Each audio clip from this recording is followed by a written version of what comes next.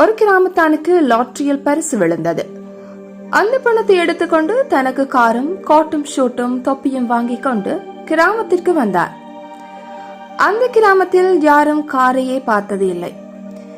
இவர் வருவோர் போவோரிடம் எல்லாம் பார்த்து கையை அசைத்துக் கொண்டே சென்றார்.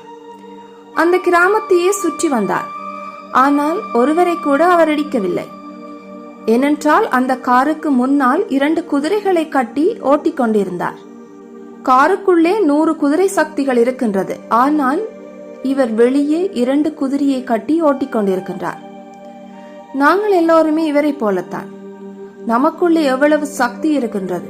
ஆனால் நாம் யாரும் அதை பயன்படுத்தாமல் தான் இருக்கின்றோம். யாரும் உணர்வதில்லை. எனவே எங்களுக்குள் இருக்கின்ற சக்தியை கண்டுபிடித்து, எங்களுக்குள் இருக்கின்ற திறமைகளை கண்டுபிடித்து நாங்கள் செயற்படுவோமேயானால் வாழ்க்கையில் வெற்றி அடைய முடியும்.